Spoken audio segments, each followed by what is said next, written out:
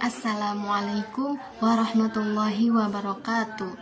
Alhamdulillahirabbil alamin wa bihi nasta'in ala umurid dunya waddin. Assalatu wassalamu ala asrafil anbiya'i wal mursalin wa ala alihi wa sahbihi ajmain, amma ba'du.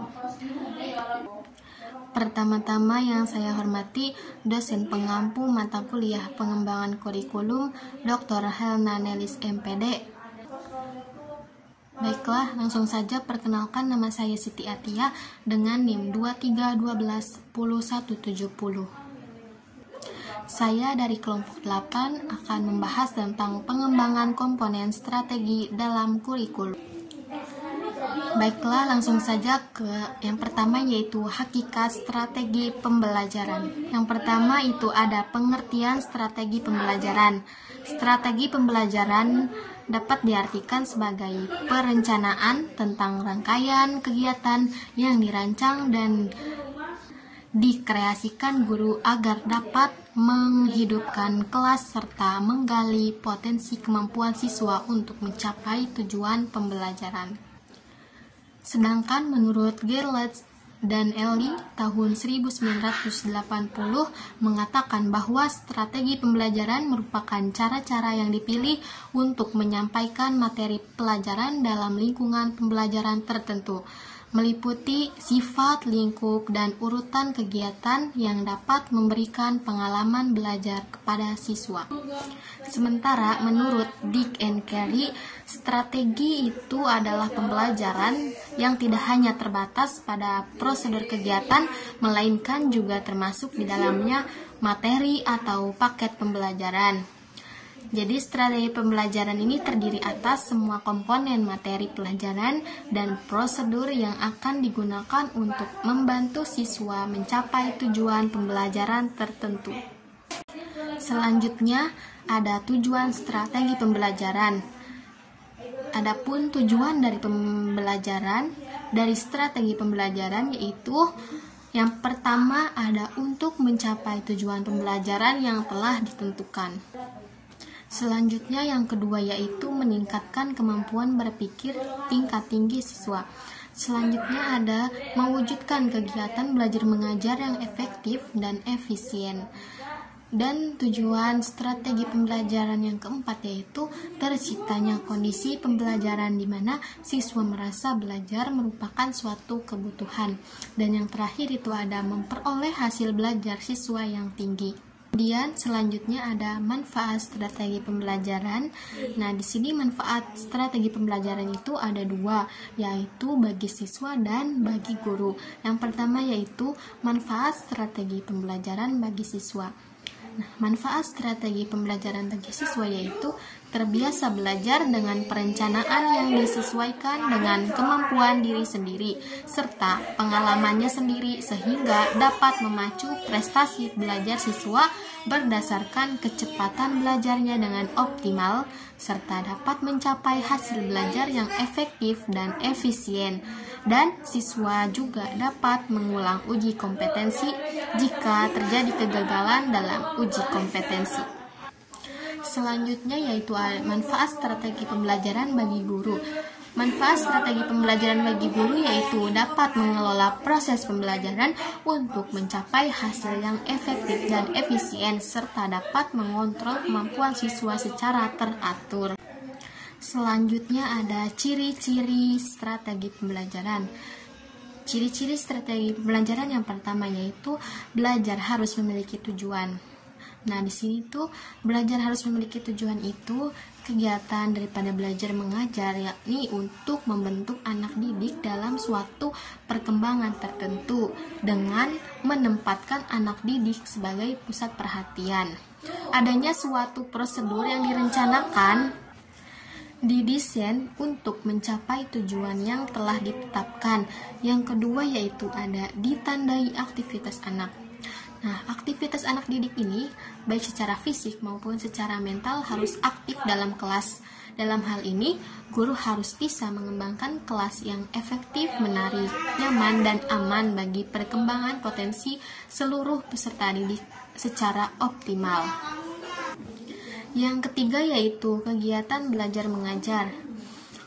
Nah, di sini tuh Kegiatan belajar mengajar membutuhkan kedisiplinan. Disiplin dalam hal ini adalah suatu pola tingkah laku yang diatur sedemikian rupa menurut ketentuan yang sudah ditaati oleh guru dan murid.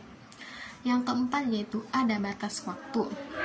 Dalam hal ini merupakan salah satu ciri yang tidak bisa ditinggalkan, karena setiap bahan pelajaran harus diberi waktu tertentu kapan bahan tersebut harus selesai. Nah, yang terakhir itu ada evaluasi. Evaluasi itu sangat penting setelah guru melaksanakan kegiatan belajar mengajar.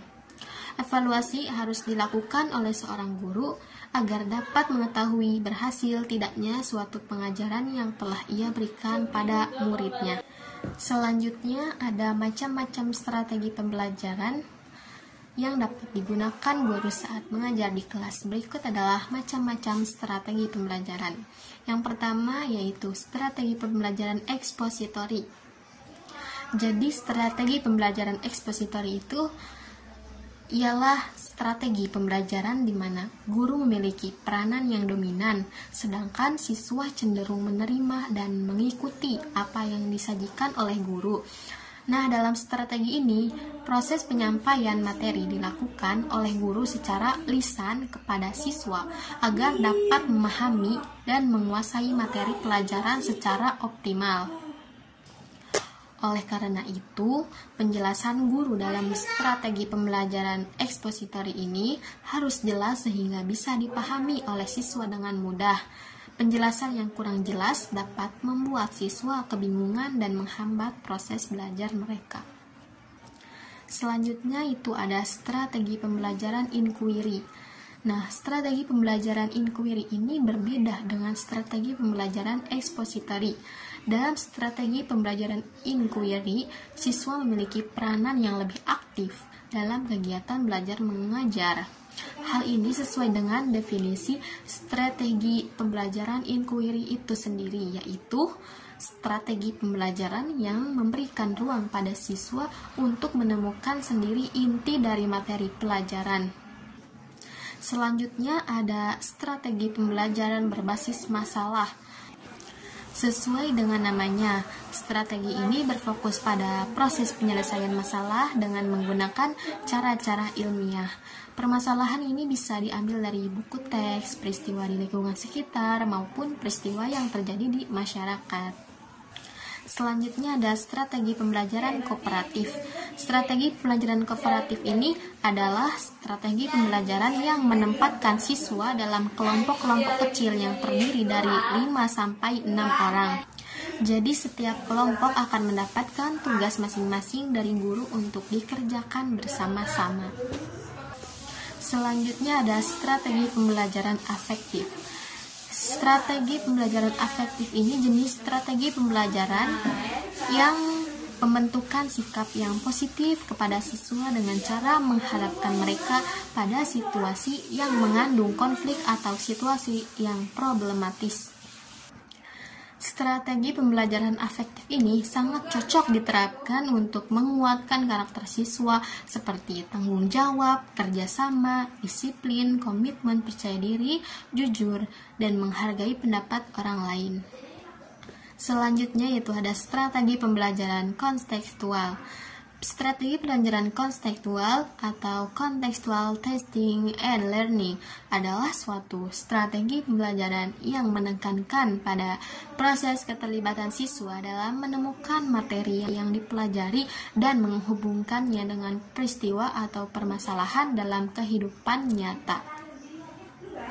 Selanjutnya ada strategi pembelajaran peningkatan kemampuan berpikir. Nah, strategi pembelajaran peningkatan kemampuan berpikir adalah strategi pembelajaran yang berfokus pada perkembangan kemampuan berpikir siswa melalui analisis fakta-fakta atau pengalaman siswa sebagai bahan untuk memecahkan masalah yang diajukan. Selanjutnya, jenis model, strategi, pendekatan, metode, dan media pembelajaran. Yang pertama yaitu model.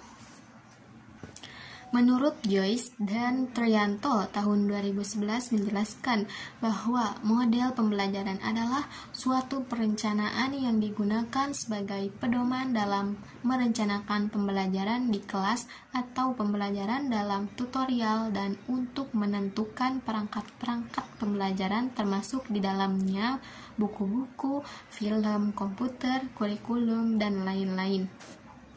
Selanjutnya ada model-model pembelajaran. Yang pertama itu model kooperatif. Nah, model kooperatif ini mengandung pengertian bekerja bersama dalam mencapai tujuan bersama.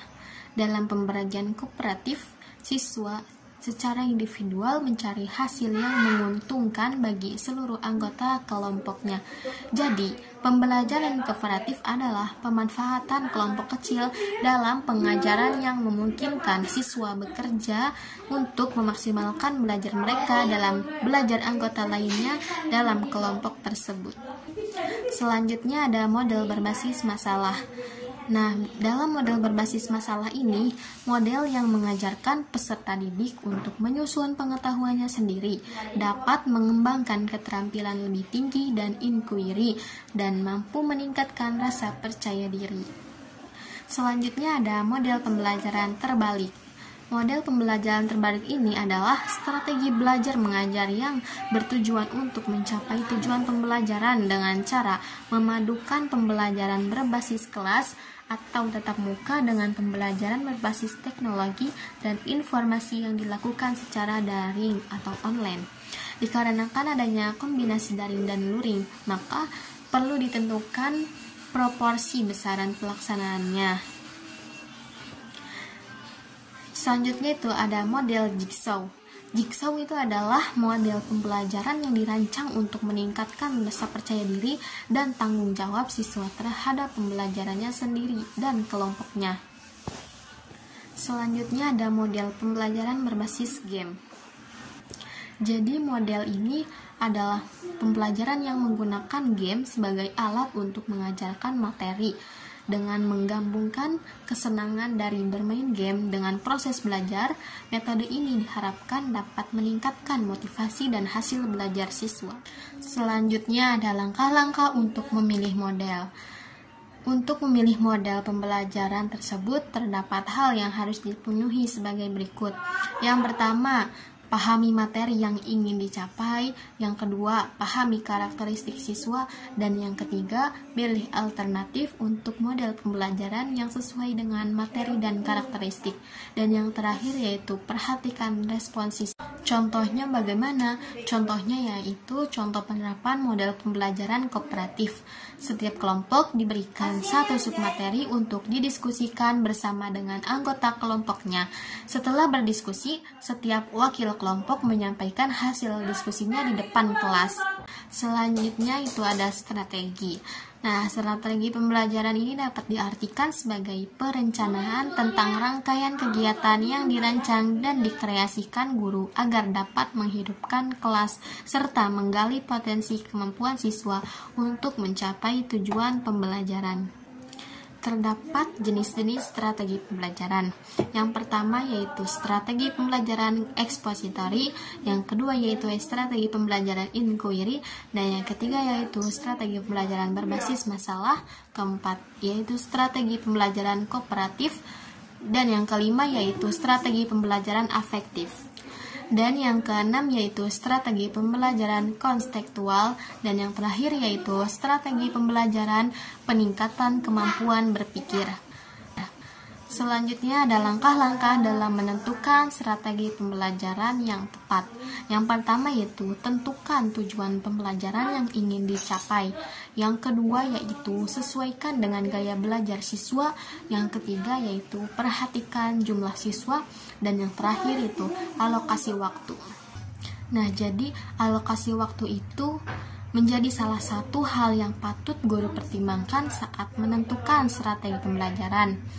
Pasalnya itu setiap mata pelajaran memiliki alokasi waktu masing-masing. Contohnya yaitu guru mengadakan sesi presentasi yang diakhiri dengan tanya jawab. Dari kegiatan ini, guru dapat menilai cara siswa berkomunikasi dan menyelesaikan konflik saat terjadi perbedaan pendapat. Selanjutnya yaitu ada pendekatan. Pendekatan dapat diartikan sebagai titik tolak atau sudut pandang kita terhadap proses pembelajaran yang merujuk pada pandangan tentang terjadinya suatu proses yang sifatnya masih sangat umum. Selanjutnya ada macam-macam pendekatan. Yang pertama yaitu pendekatan konstruktivis, yang kedua yaitu pendekatan kolaboratif, dan yang ketiga yaitu pendekatan berbasis masalah, keempat yaitu pendekatan berbasis proyek, yang kelima yaitu pendekatan konstekstual, dan yang terakhir yaitu pendekatan berbasis teknologi. Selanjutnya ada langkah-langkah untuk memilih pendekatan.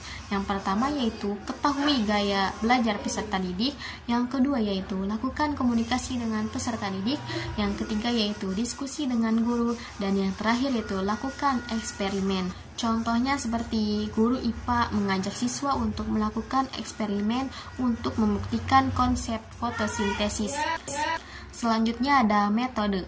Metode pembelajaran dapat diartikan sebagai cara yang digunakan untuk mengimplementasikan rencana yang sudah disusun dalam bentuk kegiatan yang nyata dan praktis untuk mencapai tujuan pembelajaran. Selanjutnya ada media pembelajaran. Media pembelajaran ini adalah setiap benda yang dapat digunakan sebagai suatu yang berbentuk cetak atau digital yang dapat digunakan untuk menyampaikan informasi dari pembelajar kepada orang yang akan menerimanya atau sebaliknya. Nah, selanjutnya ada macam-macam media pembelajaran. Macam-macam media pembelajaran yang pertama yaitu ada media audio. Media audio ini berfungsi untuk menyalurkan pesan audio dari sumber pesan ke penerima pesan. Media audio ini berkaitan erat dengan indera pendengaran. Visual. Media visual adalah media yang hanya mengendalikan indera penglihatan. Media visual ini terbagi menjadi dua, yaitu media visual diam dan media visual gerak. Media visual diam contohnya yaitu berupa foto, ilustrasi, atau gambar-gambar atau potongan gambar, atau juga poster dan peta, dan lain-lain. Media visual gerak contohnya itu berupa gambar-gambar proyeksi bergerak seperti film bisu atau sebagainya. Selanjutnya ada media audiovisual. Media audiovisual merupakan media yang mampu menampilkan suara dan gambar. Media audiovisual juga terbagi menjadi dua, yaitu media audiovisual diam dan media audiovisual gerak. Media audiovisual diam contohnya berupa TV, film rangkai bersuara, halaman bersuara, buku bersuara. Selanjutnya ada media serbaneka. Media pembelajaran serbaneka merupakan suatu media yang disesuaikan dengan potensi di suatu daerah. Contohnya seperti papan tulis, media 3 dimensi, realita atau sumber belajar pada masyarakat. Selanjutnya ada media fotografi. Media fotografi ini diperoleh dari beberapa sumber, misalnya dari surat kabar, lukisan, kartun, ilustrasi, atau foto yang diperoleh dari berbagai sumber tersebut. Yang terakhir yaitu peta dan globe. Nah, yang terakhir yaitu macam-macam metode pembelajaran aktif dalam pembelajaran PAI. Jadi, macam-macam metode pembelajaran aktif dalam pembelajaran PAI ini merupakan metode pembelajaran yang dapat diterapkan, yaitu metode ceramah, diskusi, dan demonstrasi. Cukup sekian dari saya, kurang dan lebihnya mohon maaf. Wassalamualaikum warahmatullahi wabarakatuh.